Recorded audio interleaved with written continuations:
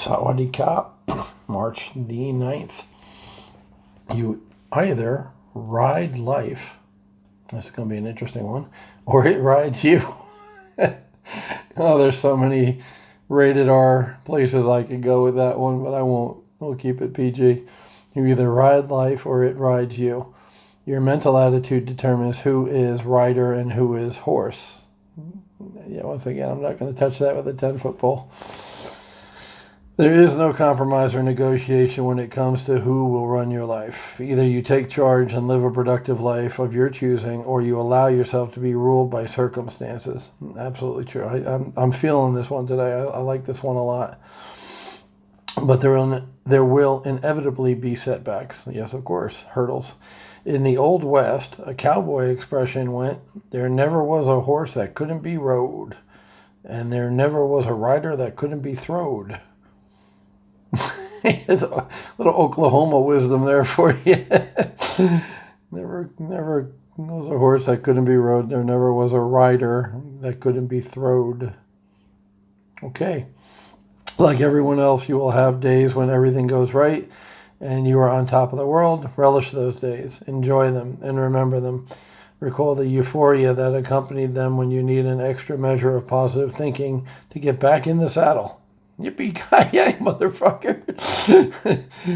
We're getting all this cowboy shit. But no, seriously, this is a good paragraph. I like what he's saying. It's just the way he's expressing it is kind of, howdy doody. Recall the euphoria accompanied you. Get back in the saddle. Get back on the bike after you've fallen off. I mean, there's a ton of ways to say that. After you've experienced an embarrassing and painful fall. Yeah, same thing, bike, whatever. Failure. I talked a lot about 2014 when I was in the mortgage protection insurance business and how I only made $4,000 that whole year. So yeah, that was a fall. That was a painful fall.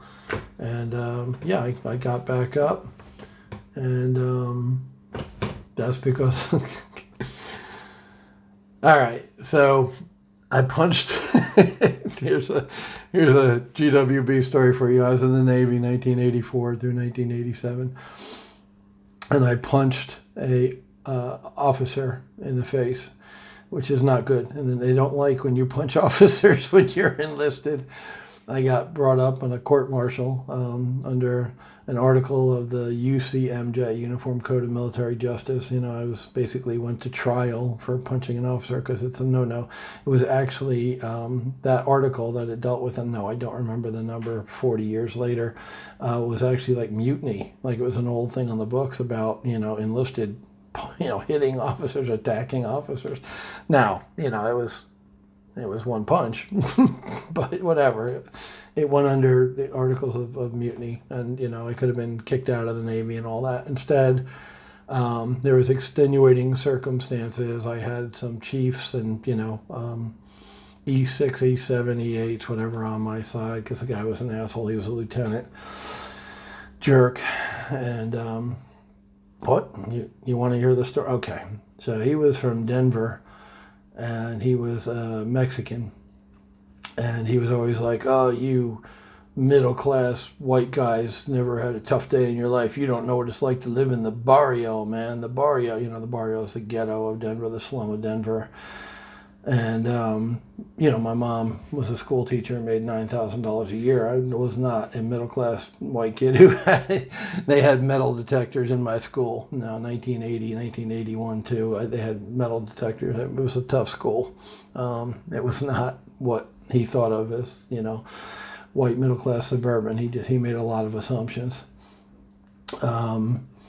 So one day I got tired of him popping his mouth off, and yeah, he was an officer. I should have just left it alone. But I remember at the time, 1985, 86, I was 21, 22 years old, right? 23.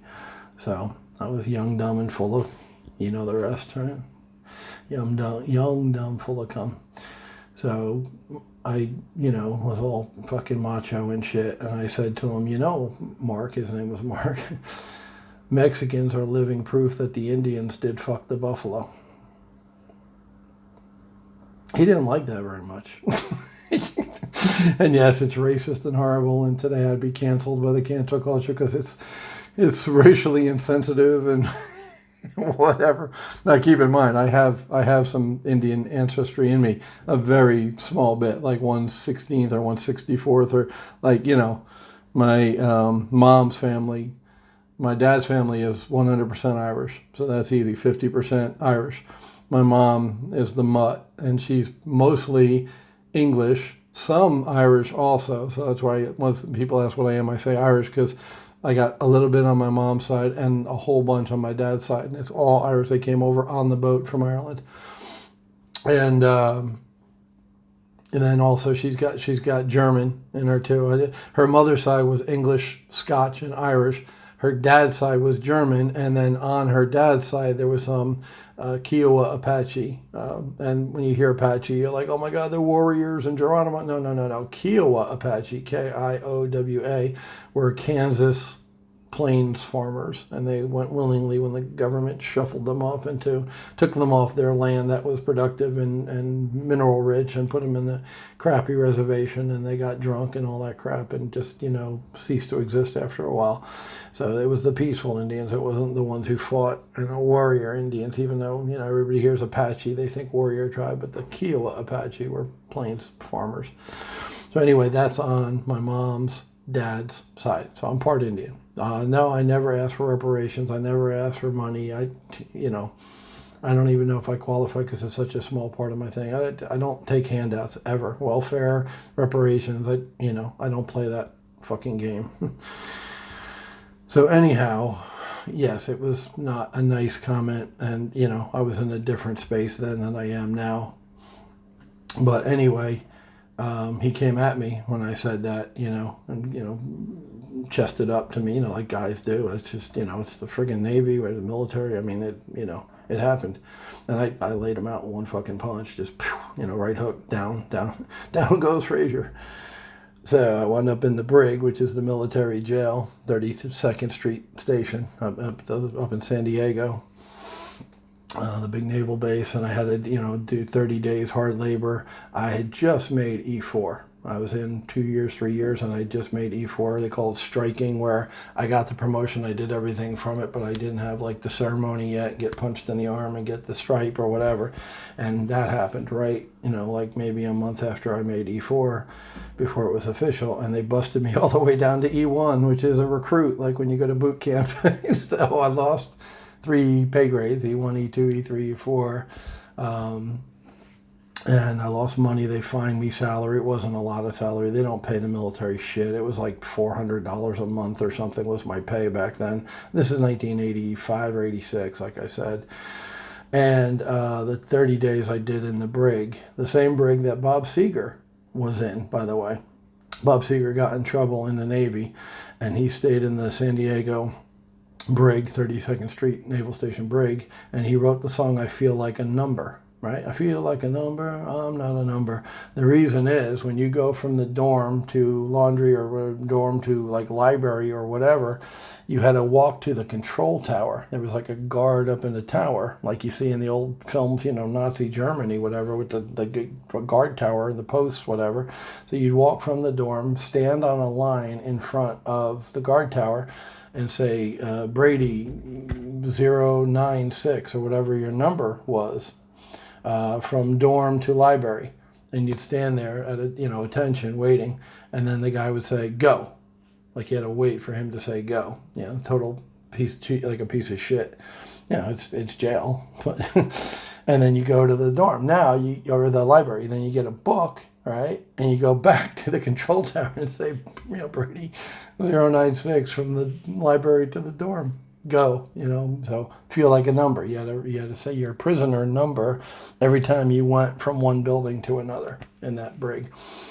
It was 30 days. I did 25 because I got 5 off for good behavior.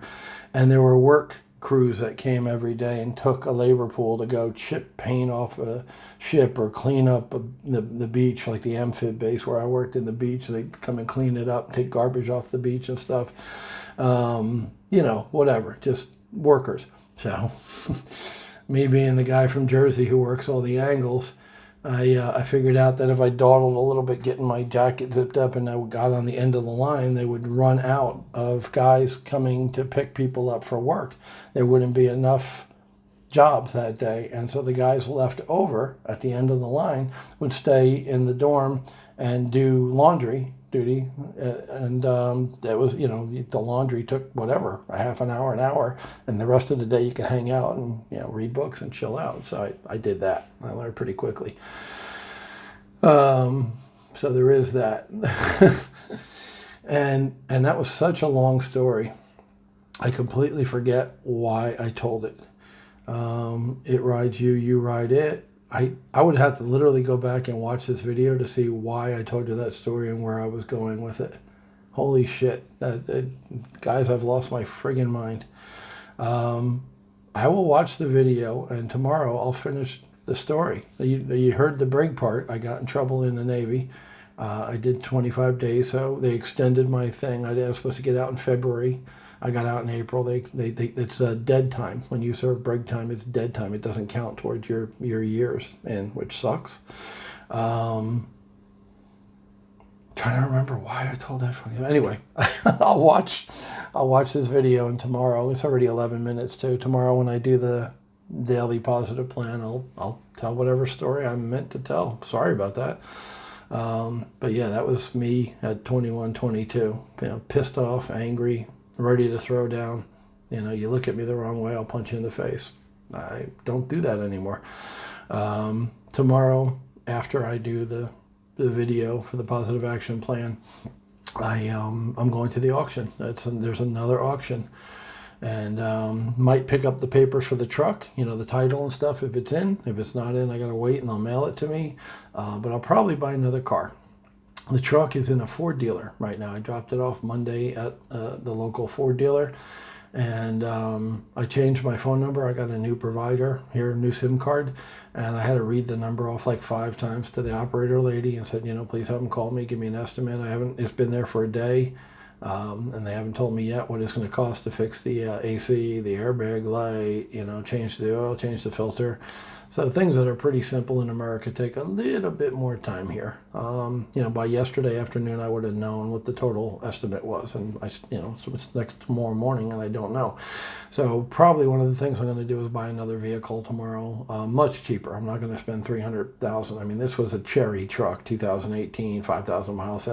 They don't happen all the time. I got lucky, but if this auction is anything like the last auction, there are 3 or 4 cars going around 100,000 baht. $3,000 that were in decent shape, looked okay, had decent miles, good little runaround cars, get good gas mileage, are small, easy to park, blah, blah, blah. There was a blue Chevy Cruze that was up for $99,000 and nobody bid on it. So Jeff said the way that works is they're going to put it in the next auction, which is tomorrow, and it'll be lower, maybe 80,000 baht. So with my luck, it will bid up to like 120, and then I won't get that car.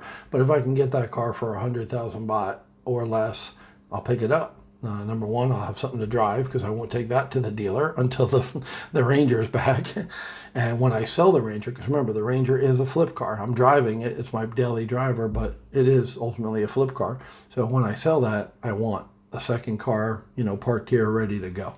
So crazy as it sounds, I'm going to buy a second car tomorrow, assuming I find a decent deal. I'm not going to overpay for anything because guess what? There's another auction Saturday. They're every week on Saturday. Sometimes they have them in the middle of the week when they have enough cars. So the plan is to go get a little runabout car that I can drive right now because, I just got the Ranger. I'm all excited. I went to a poker game Sunday night. I'm like, yeah, I'm driving. I'm mobile. This is cool. I can go around the city. I still need hooks for glasses and shelves and stuff in the kitchen because I have more kitchen stuff than I have room in the kitchen.